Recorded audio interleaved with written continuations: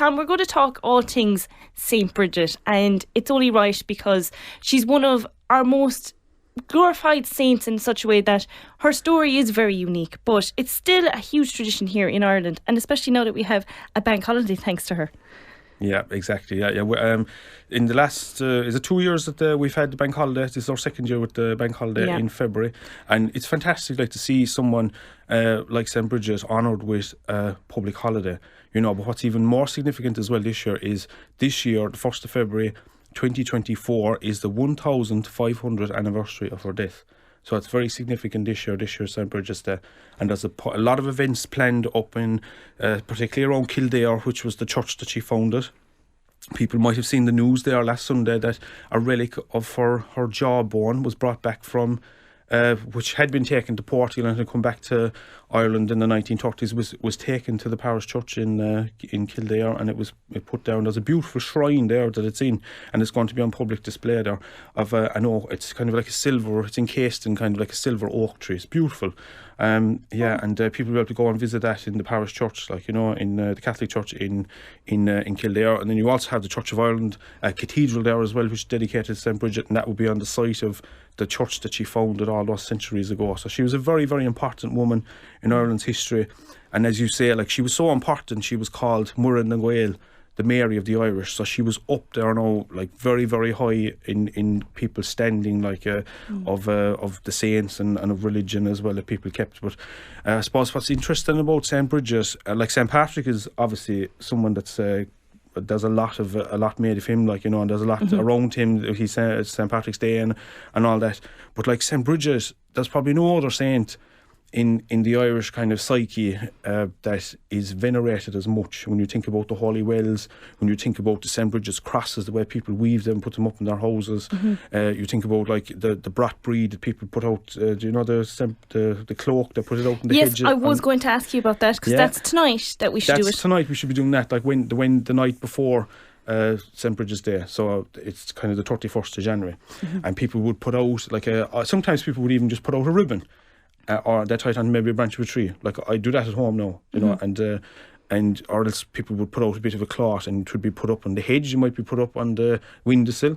And the story was that St. Brigid would travel the length and breadth of Ireland with her cow, and she would bless all the houses and the households and the farms of Ireland on that night. And you see, I suppose what's unusual, you'd say, why is St. Brigid's night the night before the 1st of February? What's the story there? So St. Brigid's Day, the 1st of February, was the old Celtic festival of Imbolc, and the Celts always believed that the day ended at sunset and the next day began then. So that's why it's like Halloween as well. Halloween is All Hallows Eve, if you think about it, is about the day after, like, you know.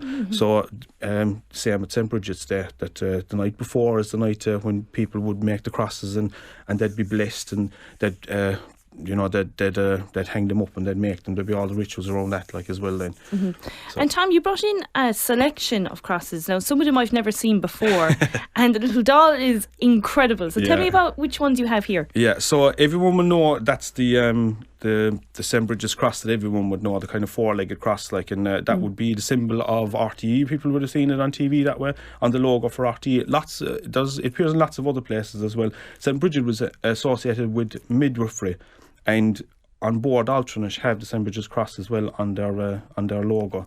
So you'd see it as well in crests, like, you know, but there's lots of different variations. Like, you have the three-legged one as well then, which would be people generally would put that up in the cow stalls as well. Seemingly this was the one for putting it outside, and the whole idea of that was that St. Brigid would protect the cattle and protect the milk and the butter. People don't really make butter anymore now, but one time, like, the St. Brigid's crosses would be put up near the place where they would be making the butter, you know, because there was a lot of kind of superstitions around people coming to steal butter and things like that, you know. If I was making a cross and it came out with 3 legs, I would think I went wrong somewhere. So it's nice to know I wasn't going wrong. Yeah, but you see, what's interesting about that one, right, is that you know, the old Celtic festival of Imbolc, right, was associated with the goddess Brigid.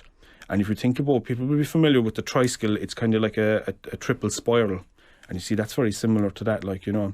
So I suppose I should have explained as well where the first St. Brigid's cross came about, was that St. Brigid went into a hut, and there was a chieftain dying, and he wasn't a Christian.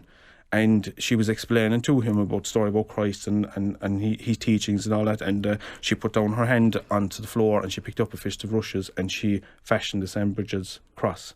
Wow. Now again, a link to the old Celtic things side of things was that when you make the St. Brigid's crosses, you'd start off with a single rush, but you'd always go in the same direction as the sun.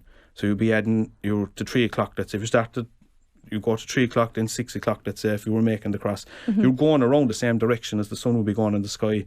And that, again, then would be a link to the old Celtic way of symbolism of the sun, because the sun was very important. There's another example as well there then of kind of like a That one is beautiful. Cross, isn't it? I love that one. Yeah, it's lovely. And there's different variations of that, so it's very nice. All around the country there were different variations. And then you had this one. It would be kind of I think this one is called the Kerry cross. Okay. So and again, it's kind of more diamond shape. So explain what that one looks like now at the moment. Jeepers, it's kind of like it does a kind of a diamond shape in the middle of it, and the body of it then is made from, I used hazel, so there was probably significance in the type of tree. When I made this, it kind of maybe a bit too strong wood, but the rushes they're picked green and they're wrapped around us, and that's it. And you just keep adding them, and you add on the little side ones as well. Then that's gorgeous. So that's lovely for a hallway now or something. Yeah, absolutely. Yeah. But and would that take you long to make? That took me a while. No, that was my first time making one. Actually, I'll be honest with you. Oh wow! Yeah, because that's very good for your first time. It would be strange, I found a video on the internet explaining it, and I sat down about an hour, I think, because you have to. I start with this one, then you have to add on these all little side ones. You have to tie on the stick first, and then start weaving around it. So it's nice. It's interesting. And that one then would be associated with places in the county like Beaufort and back around Cloglan. So again, there were different variations, even within counties, which is unusual as well. And then there's just one other one. Then it's just a smaller version of that. And again, and sometimes people would cut off the arms here, I just left them on. But that even obviously looks like a cross as well with the diamond in the middle. See, that's it, yeah. And you see, you'd wonder too, what is the representation of this middle part, because if you think about our Celtic cross, which is a very big symbol of Ireland, again, you see the sun. That's where that comes from. It's the sun shining from behind the cross. So when Christianity came to Ireland, instead of stamping out all the old beliefs that were there before that, they just adopted them and they changed them. So. Instead of trying to get rid of them. The doll is interesting. Oh, the doll now. How Yes. would you describe what the doll looks like for anyone listening? No, the doll actually, it's called a Brigid, right? And it's meant to represent St. Brigid. And this doll was actually made for me by one of my students. I teach folklore on Toker Adult Education Centre in Causeway. And last year we were making St. Brigid's crosses. And one of my students, she's from Tralee, and she made this. And she showed the class how to make them. So basically, it's just like a fist of rushes bent in half and tied at the top, and then they wove in the little hands. Yeah. They plaited them to make them look like she's kind of praying. Yeah. And they put on the little cloak on it as well. Then So it's very good. It's from the side of it, even it looks like it's a little doll itself. Yeah, it does. It reminds me of Obi-Wan Kenobi actually from Star Wars when I saw it with the brown cloak. But but no, it's lovely. I have to say though, if I woke up in the middle of the night and I saw it looking at me, I don't think I'd feel the same way about it. I know, yeah. Yeah, and the tradition was, again, on St. Brigid's night, the people would go around house to house and they would carry these around and they'd collect money to, by the way, bury St. Brigid, bury the biddy, and they'd be playing music, they'd sing songs, and again, the biddy would be more strong a tradition in certain parts of the county than others. Up in North Kerry it mightn't be as strong, but definitely down around Cloglan and Beaufort and those areas would be very big and very strong. And actually it's so important that it's actually in Ireland's inventory of intangible cultural heritage. I hope I said that right now. It's so important, and again, you see, if people don't do this and pass on these skills and talk about it, they die out, and that's what's fantastic about St. Brigid. I was even thinking there, as you say, you spent an hour trying to make one of the crosses last night. Isn't that a lovely thing to do as a family or friends, to pass away the time as well? Yeah, and that's the way it would have been done. Years ago, when people, there would actually be a whole ritual about bringing the crosses, or bringing the rushes, the green rushes picked in the field, to bring them into the house, and it was always the youngest seemingly that brought them in. And if you had a girl in the house who was called Brigid, it would be her job doing it, and then sometimes she'd be put making the cross, because obviously the connection there with the first name, that cross kind of had a little bit more power, let's say, in it, like, you know. Yeah, and then they'd bless the crosses as well with holy water, and they'd hang them up. Generally, they'd hang them up over the door. Sometimes people, like, at home now, that it would go up near the picture of the Sacred Heart, let's say, or you'd see it in other places like that. But because the crosses were blessed and they were treated as holy, you know, so there's two different, sometimes when you would put up the new one, you'd take down the old one, right? Okay. And because it was blessed, it would be burned in the fire. Now, that was what we would do at home, like always, that I'd hear the old people talking about that, like, you know, but seemingly then, I heard another bit onto that, was that the ashes then were considered holy years ago when people would burn them in the fire. And then the ashes would be taken out and scattered on the land for good luck as well. Okay. Yeah, so it was kind of, but then there was the other story that the crosses were never taken down. That you would actually... We never take them down at our own house. Really? We leave them up there for as long as... Because they don't really fall apart or anything. They just turn colour. No, yeah, you know? Yeah, exactly. And seemingly there were houses in Kerry, you'd see things now written back around maybe the early 1900s, and they'd be talking about you could actually count the age of the house from the number of St. Brigid crosses stuck in the underthatch inside. Really? Yeah, because they'd be added to every year, you see, and people wouldn't get rid of them. Like, you know, actually, I know a cow shed now that I know of that has lots of them in it, actually. Oh, yeah. That's so really nice. It's a lovely tradition to have, like, and how people keep it. But one thing I love is when you meet a Brigid or a Bridie or some abbreviation of it. And there is a fun fact here. I was actually supposed to be called Brigid, but they changed it to Kaya. Don't ask why. I don't even know myself. I didn't ask any questions. But it's a lovely name to have because, you know, you have plenty of Marys, you have plenty of Eileens and whatnot. But the name Brigid is so Irish and so associated with St. Brigid. Yeah. It's a lovely thing to have. Yeah, it is. Like, and like I even know my own family. I think it was 5 generations that I can trace. You know, back from let's say my own. So there's 5 like generations back where there's a Brigid or a Bridie or some one of them, like, you know. So it was a very, very popular first name for Irish. Is it still girls, popular? Like. Not as much, seemingly, not anymore. Seemingly it's dropped out of, I think, even the top 100. I think it's dropped out of. Yeah, which is a shame, like, you know, because you could get no Irish name really, like, you know, to St. Brigid. And you know, it's lovely as well, like that. You know, she has that alter ego as well. You know, she's the Christian saint, but she's also the goddess, like, you know, and like, you know, it's very important about nature and everything today, like that we appreciate nature and look after it. And it's the first day of spring as well.